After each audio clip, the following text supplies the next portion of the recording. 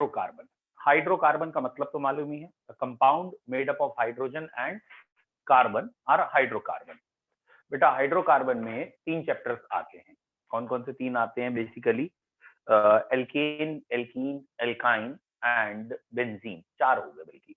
ठीक है, तो आज की हेडिंग डाल दीजिए आप बच्चों, हाइड्रोकार्बन, और इसमें 4 छोटे पार्ट्स हैं। वन इज एल्केन, छोटे छोटे चैप्टर्स हैं 4, एल्केन, एल्कीन, एल्काइन और बेंजीन। ठीक है, ये 4 चीजें आपको इस चैप्टर में पढ़नी है। ओके, ऑब्वियसली एक एक करके स्टार्ट करते हैं हम। पहला हमारा टॉपिक होगा एल्केन। ठीक है, तो पहली मेन हेडिंग हो गई हाइड्रोकार्बन में एल्केन।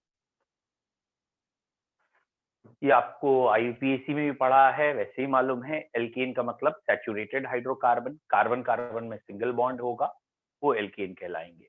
तो एल्केन का जनरल फॉर्मूला ऑब्वियसली क्या होता है? CnH2n+2। मतलब जितने कार्बन हैं उसमें डबल करिए और 2 ऐड कर दीजिए तो हाइड्रोजन आएगा। पहला मेंबर यहाँ का मीथेन है। ठीक है, the first member is methane. और मीथेन का जनरल फॉर्मूला, या सॉरी मीथेन का मॉलिक्यूलर फॉर्मूला CH4 है। ऐसे सेकंड मेंबर इथेन है, इथेन का फॉर्मूला C2H6 है। तो पहले 2 मेंबर्स में तो ऐसी कोई खास बात है नहीं, ये पहले 2 क्या तीसरे के लिए भी आप कह सकते हैं। मीथेन, इथेन मैंने ऐसे ही लिख दिया है, इसमें ज्यादा खास इंपॉर्टेंट कुछ नहीं है। तीसरा मेंबर हो गया हमारा प्रोपेन।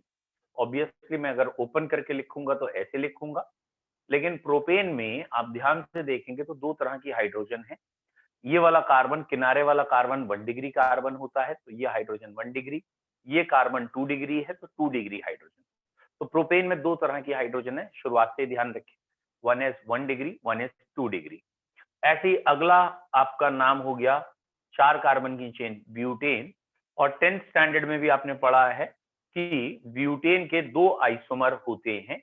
एक तो स्ट्रेट चेन का ब्यूटेन जो कि नॉर्मल ब्यूटेन कहलाता है, या एन ब्यूटेन कह देते हैं, और एक इसमें ब्रांच अगर दिखा देते हैं तो वो आइसोब्यूटेन होता है। तो ये जो आइसोब्यूटेन है, इसमें बेटा 3 डिग्री हाइड्रोजन दिख रही है। ये वाली हाइड्रोजन 3 डिग्री हो गई क्योंकि ये 3 डिग्री कार्बन है। याद आई गया होगा, वो कार्बन जो तीनों तरफ कार्बन से जुड़ा होता है, वो कार्बन आपका कहलाता है 3 डिग्री कार्बन। 3 तरफ कार्बन से जुड़ा है, 3 डिग्री कार्बन। और अगर उसके पास हाइड्रोजन है, वो हाइड्रोजन 3 डिग्री हाइड्रोजन कहलाएगी। तो ये आपका आइसोब्यूटेन कहलाता है। और आईयूपीएसी नोमेनक्लेचर में अगर इसकी बात करें तो ये आईयूपीएसी नोमेनक्लेचर में कहलाएगा 2 मिथाइल प्रोपेन। तो ये आईयूपीएसी में 2 मिथाइल प्रोपेन है, अदरवाइज ये आइसोब्यूटेन भी है कॉमन नेम में। ये आईयूपीएसी क्लियर है। तो ये एल्केन के बारे में एक जनरल वो हुआ कि एल्केन कहते किसे हैं। नाउ बेटा चैप्टर की स्टार्टिंग कर रहे हैं। मेन पॉइंट, पहला पॉइंट है मेथड ऑफ प्रिपरेशन। एल्केन को बनाने के तरीके क्या हैं? तो वो हेडिंग हम कह देते हैं जनरल मेथड ऑफ प्रिपरेशन। ठीक है, general method of preparation, alkane बनाने के क्या क्या तरीके हैं। पहला मेथड जिसको हम SSR रिएक्शन भी कह देते हैं, या इसे सेबेटियर एंड सेंड्रेंस रिएक्शन कहते हैं। सेबेटियर एंड सेंड्रेंस रिएक्शन, SSR। क्या है बच्चों सेबेटियर एंड सेंड्रेंस रिएक्शन? कि अगर कोई अनसेचुरेटेड हाइड्रोकार्बन ले लें, जैसे एल्कीन हुआ या एल्काइन हुआ, और एल्कीन या एल्काइन पे हम हाइड्रोजन पास कर दें in presence of nickel catalyst, hydrogen pass करेंगे बेटा in presence of nickel catalyst, और nearly 200 to 300 degree centigrade temperature होगा, nearly 200 to 300 degree centigrade temperature होगा। और ये एल्कीन इसमें एल्केन्स में चेंज हो जाएंगी, दे कन्वर्ट इनटू एल्केन। तो ये वाली रिएक्शन हाइड्रोजनेशन भी कहलाती है, और शायद आपने 10th स्टैंडर्ड में इसे हाइड्रोजनेशन ऑफ ऑयल पढ़ रखा है। बिल्कुल ठीक है बेटा सात्विक। और यहाँ हाइड्रोजन दोनों में जुड़ जाएगी, निकल की प्रेजेंस में एल्केन बनेगा। तो बच्चों आपको ना दो चीजें करनी होंगी जब भी ये रिएक्शन पढ़ेंगे। पहली आपकी चीज होगी हमेशा लैंग्वेज, और सेकंड होगा रिप्रेजेंटेशन। लैंग्वेज और रिप्रेजेंटेशन दोनों आप लिखेंगे तब ऑर्गेनिक में आपको कॉन्फिडेंस आ जाएगा। ये रेक्टिफिकेशन ऑर्गेनिक है, इसमें लैंग्वेज में क्या लिखेंगे, ये वाली जो आपने लाइन लिखी है रिप्रेजेंटेशन, उसकी लैंग्वेज बना के इनके बीच में इंसर्ट करना है। क्या लैंग्वेज हुई बेटा, ये कहला रहे हैं हमारे अनसैचुरेटेड हाइड्रोकार्बन। अनसैचुरेटेड हाइड्रोकार्बन पे आपने हाइड्रोजन पास किए है इस कैटलिस्ट पे और इस टेम्परेचर पे, तब ये चीज बनी है। तो इसे आपको लैंग्वेज में फ्रेम करके बोलना है। When hydrogen is passed over unsaturated hydrocarbon alkene or alkyne in presence of nickel catalyst at high temperature या 200 to 300 degree centigrade, then saturated hydrocarbon or alkanes are obtained। अपने आप लिखो जल्दी से कॉपी में लैंग्वेज, ठीक है। When hydrogen is passed over, when hydrogen is passed over, hydrogen को हम बच्चों पास करें, when hydrogen is passed over unsaturated hydrocarbon alkene or alkyne, when hydrogen is passed over unsaturated hydrocarbon alkene or alkyne, ठीक है, hydrogen pass कर रहे हैं बेटा एल्कीन या एल्काइन पे, in presence of nickel catalyst, निकल कैटलिस्ट की प्रेजेंस में, when hydrogen is passed over unsaturated hydrocarbon in presence of nickel catalyst at 200 to 300 degree centigrade, at 200 to 300 degree centigrade, then saturated hydrocarbon or alkanes are obtained at 200 to 300 degree centigrade, then saturated hydrocarbon or alkanes are obtained, ठीक है, then saturated hydrocarbon or alkanes are obtained, ठीक है। तो unsaturated से saturate बनाने का तरीका है, एक कन्वर्जन हो गया, एल्कीन से एल्केन बनाने का तरीका या एल्काइन से एल्केन बनाने का तरीका।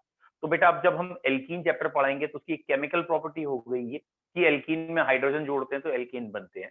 तो ऑर्गेनिक बहुत ज्यादा कनेक्टेड है, मतलब अगर आपने ये चीज यहाँ याद कर ली तो अगले चैप्टर में आपको आसान लगेगा। अगले चैप्टर में इसकी ये केमिकल प्रॉपर्टी होगी, तो वहां ये केमिकल प्रॉपर्टी ऑफ एल्कीन या एल्काइन के रूप में दिखेगी। तो जब आप अनसैचुरेटेड हाइड्रोकार्बन पे हाइड्रोजन पास करते हैं, मतलब रिडक्शन है, निकल कैटलिस्ट की प्रेजेंस में एक हाई टेम्परेचर पे, तो एल्केन बनता है। वैसे ये रिएक्शन एक्सोथर्मिक है, यानी हीट निकलती है, ठीक है। लेकिन अभी आपके लिए कोई खास इंपॉर्टेंट पॉइंट ये नहीं है, ये आगे के लिए पॉइंट है। और निकल की जगह नाउअडेज वी यूज रेने निकल। रेने निकल क्या होता है, यही निकल का एक एलॉय है, निकल एल्यूमिनियम एंड NaOH, ये कहलाता है रेने निकल, and it is better than ordinary निकल। हम निकल की जगह प्लेटिनम भी यूज कर सकते हैं, पैलेडियम भी यूज कर सकते हैं, लेकिन ज्यादा बेटर है रेने निकल, RANEY, रेने निकल। और रेने निकल क्या है, निकल aluminium and NaOH, it is better than simple निकल। ऑब्वियसली बेटर क्यों है, क्योंकि ये एलॉय है और इसमें एलॉय की वजह से ना सरफेस एरिया बढ़ जाता है, पार्टिकल का distance, that means overall efficiency of the catalyst increases. तो ये हुई हमारी पहली रिएक्शन कि एल्कीन या एल्काइन पे जब हाइड्रोजन पास करेंगे तो एल्केन बनेगी। सेकेंड रिएक्शन है सबसे इंपॉर्टेंट, जो आपके यहाँ बहुत ज्यादा पूछी जाएगी, दैट इज वुड्स रिएक्शन। ये आपके यहाँ 11th स्टैंडर्ड में फेवरेट है टीचर्स की, वुड्स रिएक्शन, ठीक है, WURTZ, वुड्स रिएक्शन। बच्चों एक बार समझो पहले ये है क्या, वुड्स रिएक्शन में क्या होता है। अगर हम एल्काइल हैलाइड ले लें, जैसे मैंने यहाँ पे अभी RX लिख दिया है, alkyl group R, X halogen, तो ये कहलाता है एल्काइल हैलाइड, ठीक है। और इस एल्काइल हैलाइड की हमने सोडियम से रिएक्शन की, ठीक है, एल्काइल हैलाइड की रिएक्शन की है हमने सोडियम से। आपको दिखाने के लिए, समझाने के लिए मैं इसको दोबारा लिख दे रहा हूं, बैलेंसिंग ना दिखा के। ये मैंने एक बारी और XR लिख दिया है, जबकि यहाँ पे ट्वाइस लिखेंगे तो भी वही बात होगी। और जब इसकी रिएक्शन ईथर की प्रेजेंस में करते हैं, किसकी रिएक्शन ईथर की प्रेजेंस में करते हैं? एल्काइल हैलाइड, एल्काइल हैलाइड, ठीक है, reacted with sodium in presence of ether. तो ये NaX अलग निकल जाता है, NaX दो मॉलिक्यूल अलग निकल गए, और एक R है, दूसरा भी R है, ये दोनों R जुड़ गए तो R एल्केन बन गया, ट्वाइस NaX अलग हो गया। तो ये R एल्केन का क्या मतलब है बच्चों? इसे हम क्या कहते हैं? हायर एल्केन बना है। क्या बना है? Higher alkane. फिर से देखो क्या कह रहा हूं, what is the meaning of higher alkane? ये रहा CH3Cl, यानी ये एक हमारे पास जो कंपाउंड है इसका नाम है मिथाइल क्लोराइड। और मिथाइल क्लोराइड की अगर मैं सोडियम से रिएक्शन कर रहा हूं तो मुझे दोबारा मैंने बैलेंसिंग को ऐसे दिखाया जिससे कि आपको ये समझ में आ जाए, तो ये प्रोडक्ट बना है। तो अगर आप समझ चुके हो तो बेटा ये जो प्रोडक्ट है इसका नाम है इथेन, यानी कार्बन और कार्बन जुड़ के इथेन बन चुके हैं, जबकि ये शुरू में मीथेन का डेरिवेटिव था मिथाइल क्लोराइड। मिथाइल क्लोराइड तो मीथेन का डेरिवेटिव था, लेकिन बाद में यहाँ जो प्रोडक्ट बन रहा है वो इथेन बन रहा है, यानी कार्बन डबल हो गए हैं प्रोडक्ट में, और इसी को हम कहते हैं हायर एल्केन बनना। फिर से समझिए क्या कह रहे हैं, एल्काइल हैलाइड की रिएक्शन हम किससे कर रहे हैं बच्चों? Alkyl halide is reacted with sodium, sodium से रिएक्शन कर रहे हैं इन presence of dry ether, water ना हो, मॉइस्चर ना हो, ये कहना चाहते हैं। एल्काइल हैलाइड सोडियम से रिएक्ट कर रहे हैं ईथर की प्रेजेंस में, तो हायर एल्केन्स बनेंगे, ठीक है। अब इसमें अगर आप ध्यान से देख रहे हो तो आपको शायद समझ में आ गया हो कि यहाँ पे जो भी एल्केन बनेगा वो इवन नंबर का ही बनेगा। क्यों? क्योंकि इवन का डबल भी इवन होता है और ऑड का डबल भी इवन। मतलब यहाँ एक कार्बन था, एक कार्बन और एक कार्बन मिलकर दो बन गए, दो कार्बन यहाँ होते, दो यहाँ होते तो चार बन जाते।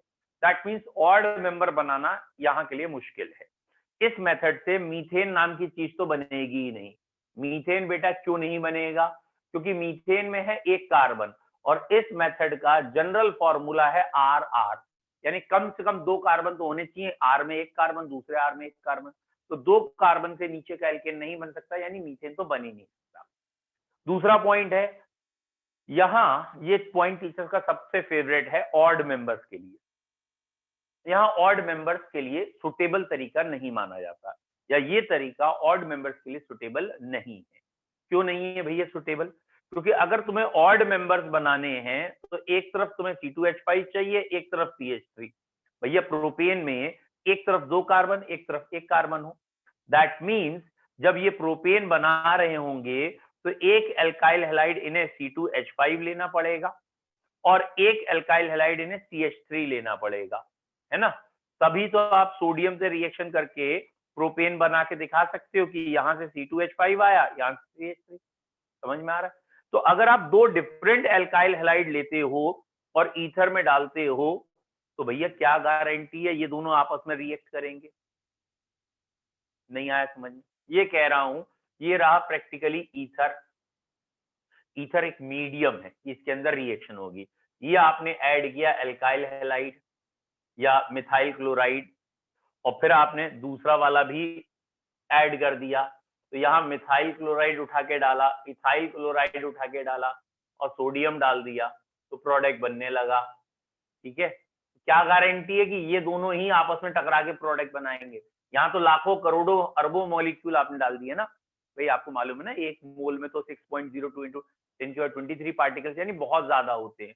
तो यहाँ इस मिक्सचर में ये भी लाखों हैं, ये भी लाखों हैं, तो ये आपस में भी तो टकरा सकता है, दो CH3 भी तो टकरा सकते हैं, दो C2H5 भी तो टकरा सकते हैं, और क्रॉस भी हो सकता है।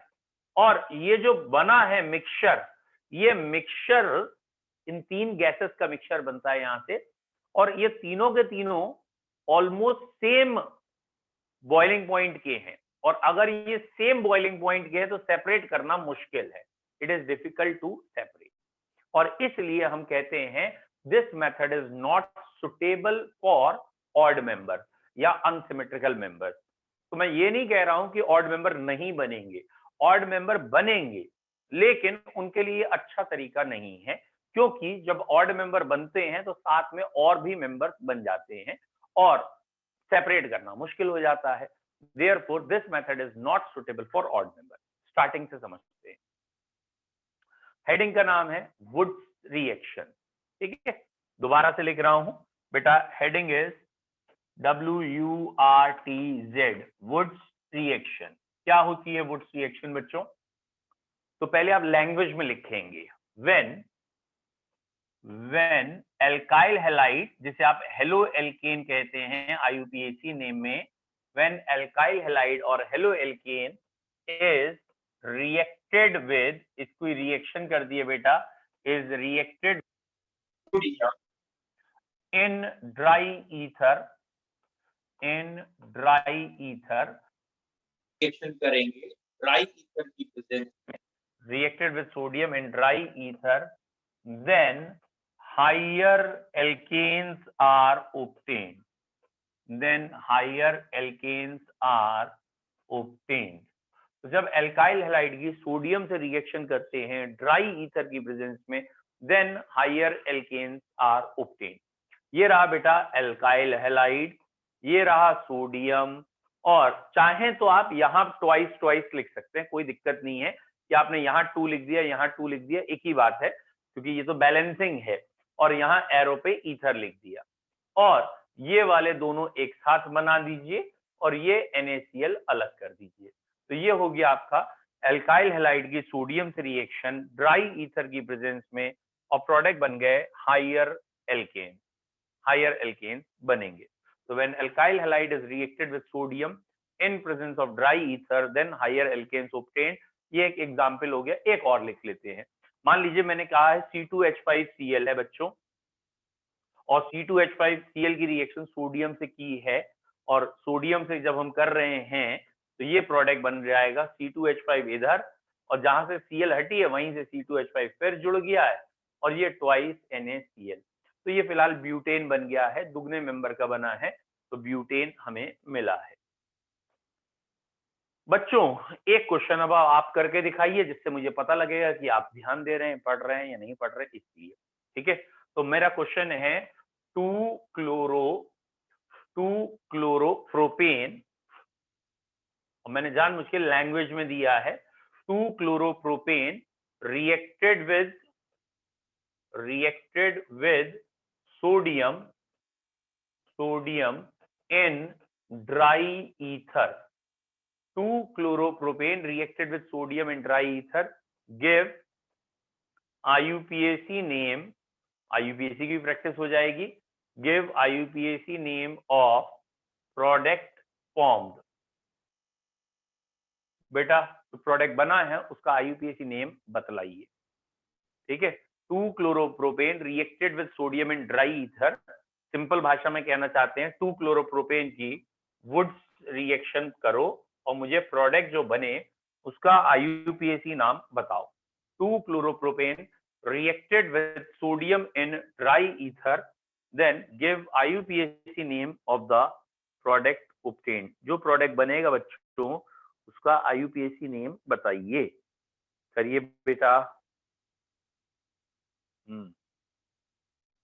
बता बेटा। विजय बेटा आपका आंसर गलत है, एक बार फिर चेक करिए, इसीलिए तो मैंने दिया। NaCl मत ही बताओ तो चलेगा, सात्विक आंसर गलत है, उसे सही से चलो। अच्छा IUPAC नेम मैंने पूछा ना, आप मुझे प्रोडक्ट क्यों बता रहे हैं? सीधा जो प्रोडक्ट आपका है उसका IUPAC नेम बताने की कोशिश करिए।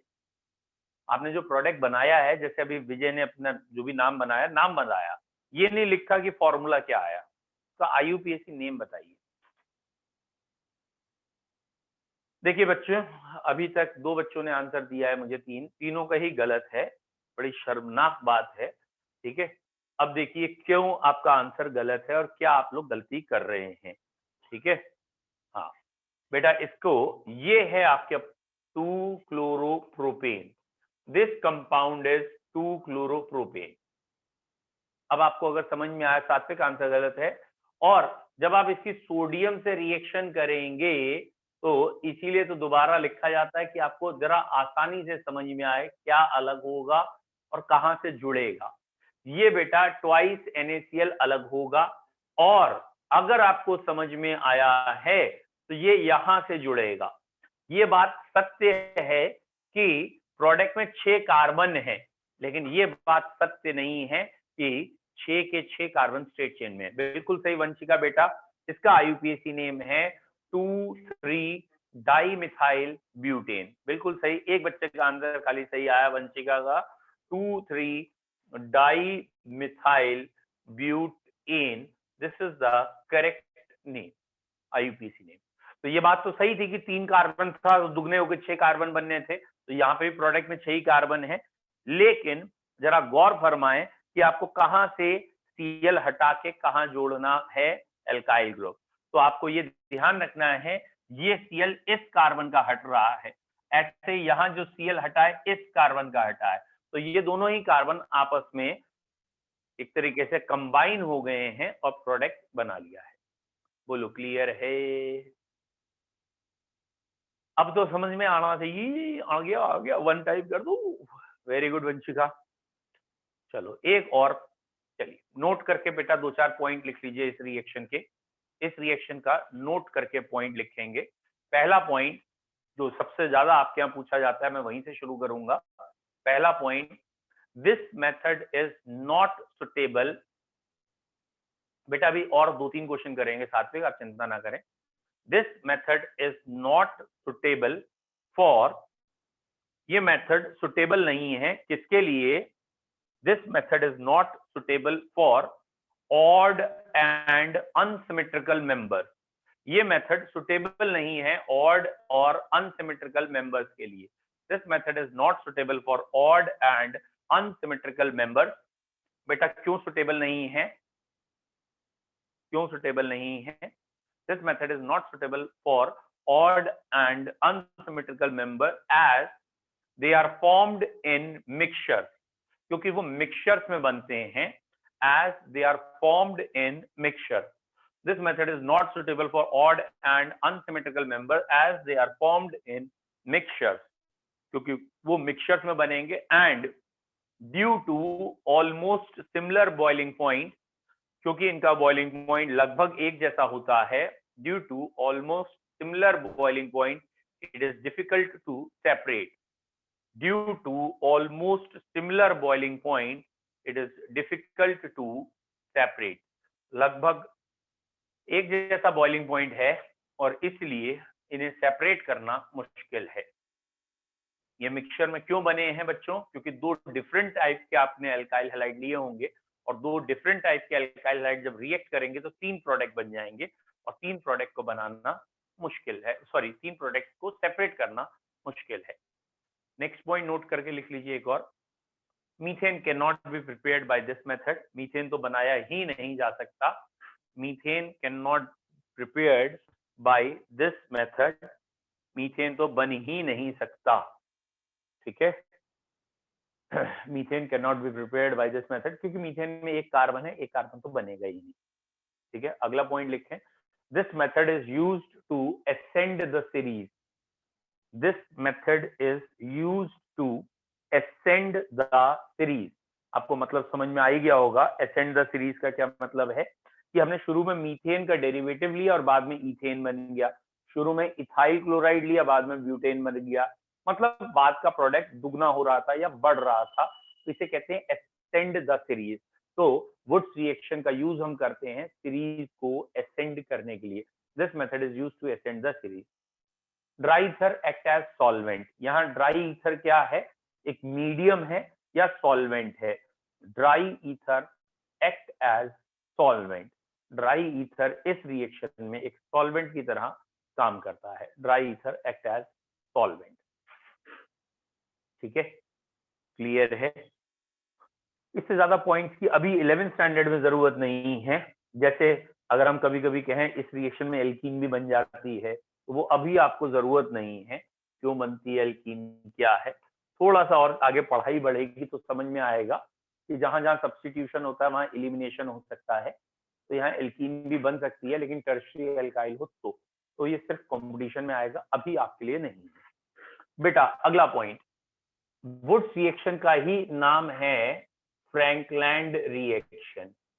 तो Wurtz reaction is same, Frankland और वुड्स एक ही हैं, बस खाली क्या है, जहां वुड्स में सोडियम लिया था वहां उसकी जगह हम जिंक ले लें। सोडियम की जगह अगर हम जिंक लेंगे तो वुड्स की जगह रिएक्शन का नाम हो जाएगा फ्रैंकलैंड रिएक्शन। तो नोट में ही अगला पॉइंट आपका ये हो गया, चाहे अगली रिएक्शन कह लीजिए नेम रिएक्शन, तो हम क्या कहेंगे, in Woods reaction in place of sodium if zinc is used, Woods reaction में सोडियम की जगह अगर आपने जिंक ले लिया है, in woods reaction in place of sodium if zinc is used, then it is termed as, या reaction is termed as, reaction is known as Frankland's reaction. If in woods reaction in place of sodium zinc is used, then it is known as Frankland reaction. तब ये reaction बच्चों कहलाएगी Frankland reaction.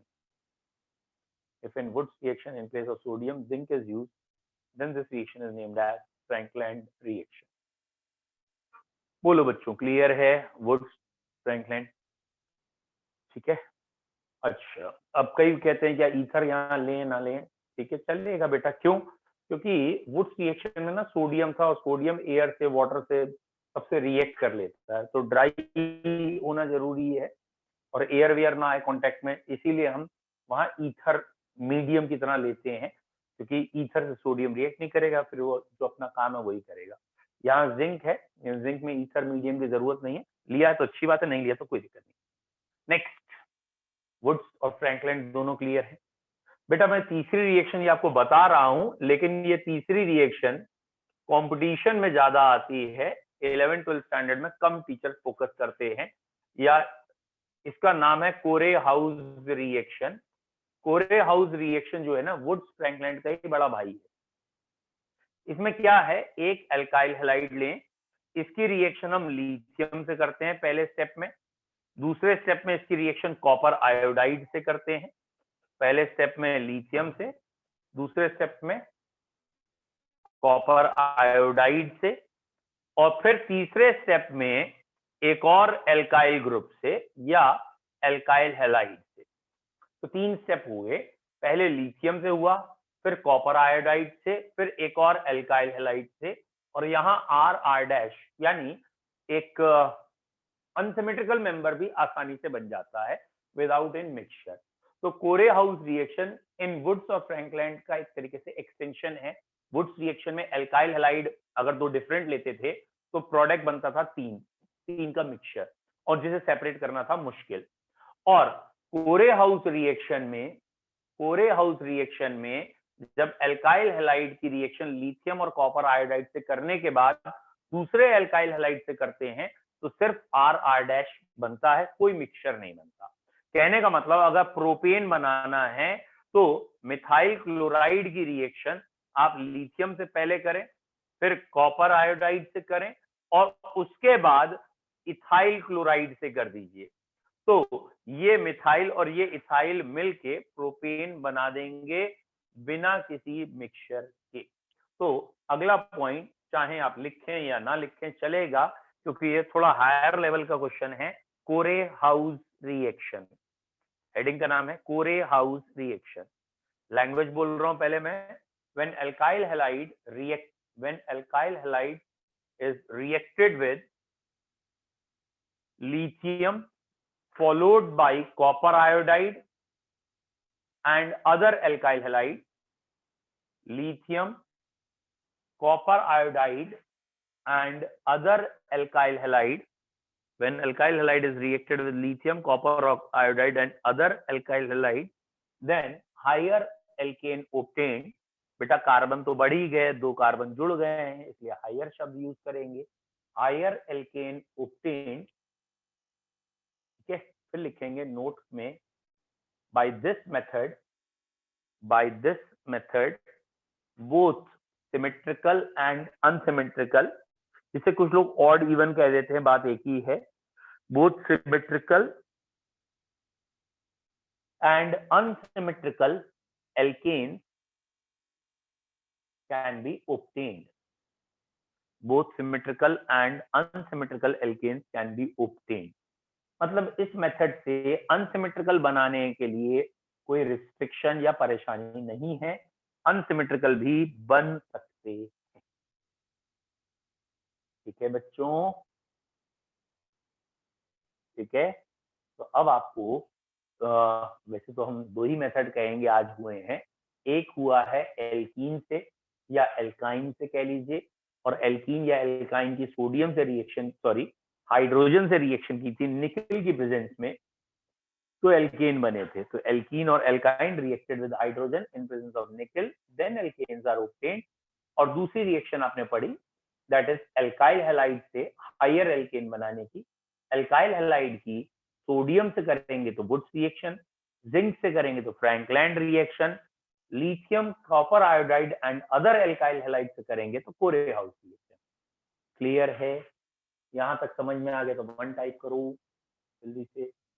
Very good, Vanshika clear, बाकी बच्चे ठीक है? विजय, Vanshika and तीन ही है। ओके, आज यहीं तक रखते हैं, कम जने भी हैं, लेट भी शुरू हुआ था। ठीक है, तो अब आपका ये चैप्टर स्टार्ट हो गया हाइड्रोकार्बन, और एक दो बच्चों ने रेडॉक्स के लिए कल टाइम लिया है। कल मैंने उन्हें रेडॉक्स के लिए टाइम दिया है 1 to 2, है ना, 1 to 2। और अगर किसी और बच्चे को भी रेडॉक्स कल पढ़ना हो और वो इस समय आ सकता हो तो मुझे रिंग कर ले, मैं बता दूंगा 1 to 2 में, चाहे ऑनलाइन चाहे ऑफलाइन, जैसे कहोगे हो जाएगा। बेटा कॉल कर लीजिए। Okay, have a nice day. Thank you, sir. Thank you, sir. You're welcome.